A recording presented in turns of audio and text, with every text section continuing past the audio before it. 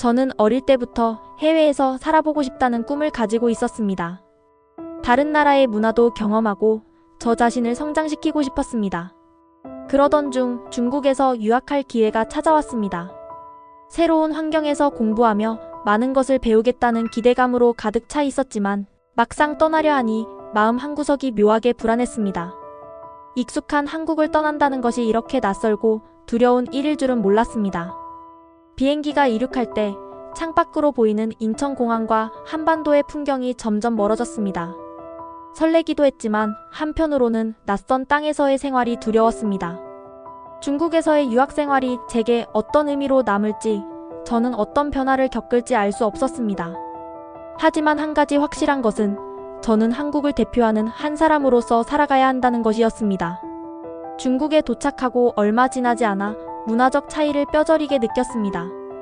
사람들이 줄을 서지 않고 밀치는 것은 기본이었고 공공장소에서 담배를 피우는 것도 흔한 일이었습니다. 처음에는 이 모든 것이 충격이었습니다. 제가 당연하게 여겼던 질서와 예절이 여기서는 당연하지 않았습니다. 거리를 걸어도 사람들이 부딪히고도 사과 한마디 없이 지나가는 것이 일상이었습니다.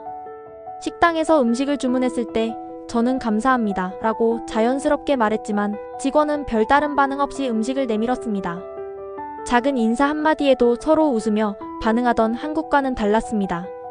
그 순간 한국에서의 일상이 얼마나 따뜻했는지 깨달았습니다. 더군다나 한 번은 계산을 하려고 줄을 서 있는데 제 앞에 있던 중국인들이 저를 밀치고 새치기를 했습니다. 황당했지만 항의해도 그들은 들은 척도 하지 않았습니다. 억울하고 화가 치밀었지만 이곳에서 살아남기 위해서는 참아야 했습니다. 시간이 지나며 저는 점점 더 많은 차별과 무시를 경험하게 되었습니다. 어느 날 시장에 들렀을 때였습니다.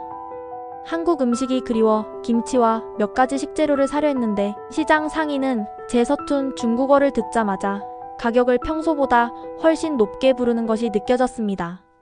저는 이상하다고 생각하며 옆에서 물건을 사던 중국인들의 가격을 유심히 들었고 제게 불러준 가격이 훨씬 비싸다는 걸 깨달았습니다.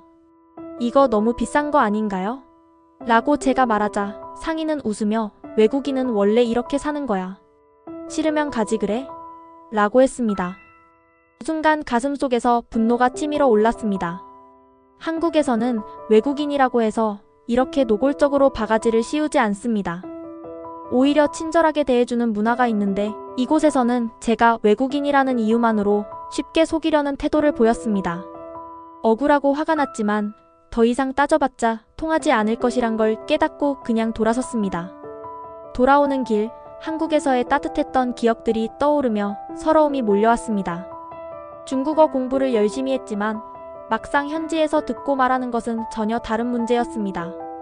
발음이 조금이라도 다르면 못 알아듣는 경우가 많았습니다. 외국인이라는 이유로 차별적인 시선을 받을 때도 있었습니다. 한 번은 수업 시간에 발표를 하다가 중국어 발음이 서툴러 실수했는데 몇몇 중국 학생들이 키득거리며 비웃었습니다. 심지어 교수마저도 저를 곤란한 표정으로 바라보며 수업을 진행했습니다. 제 실수였다고는 하지만 같은 실수를 한 중국 학생들은 웃음거리가 되지 않았습니다. 그 순간 제가 한국인이라는 이유만으로 무시당하고 있다는 걸 깨달았습니다. 카페에서 주문을 할 때도 마찬가지였습니다. 제 발음이 어색하다는 이유로 직원은 못 알아듣겠다는 듯이 짜증 섞인 표정을 지으며 퉁명스럽게 대했습니다. 그 순간 제 안에서 분노가 끓어올랐습니다. 한국에서는 외국인이 서툰 한국어를 해도 존중해주고 도와주려는 문화가 있습니다. 그 따뜻함이 얼마나 소중한지 알게 되었습니다. 어느 날 중국인 친구들과 함께 한국 음식을 먹으러 갔습니다. 김치찌개를 한 입 먹는 순간 눈물이 날 것 같았습니다. 한국에서 늘 먹던 음식이지만 타지에서 먹으니 그 소중함이 더욱 절실하게 느껴졌습니다. 친구들이 한국 음식은 왜 이렇게 맛있어? 라고 물었을 때 저는 자랑스럽게 대답했습니다. 우리나라 음식은 정성이 가득 담겨 있어서 그래.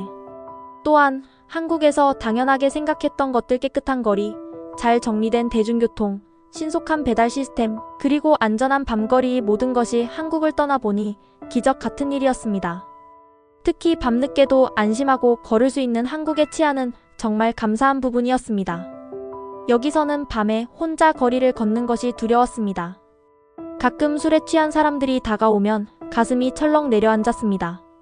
저는 이런 모든 경험을 통해 한국의 소중함을 다시금 깨닫게 되었습니다. 우리나라는 질서와 배려가 살아있는 나라였습니다. 서로를 존중하는 문화 속에서 자라왔다는 것이 얼마나 큰 축복인지 비로소 실감하게 되었습니다. 어느 날 기숙사에서 한국 국기를 바라보며 깊은 생각에 잠겼습니다.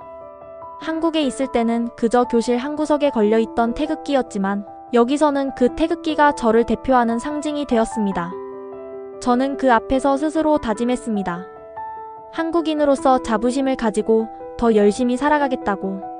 유학 생활이 끝나고 한국행 비행기에 몸을 실었습니다. 창밖으로 보이는 한반도의 풍경이 점점 다가왔습니다.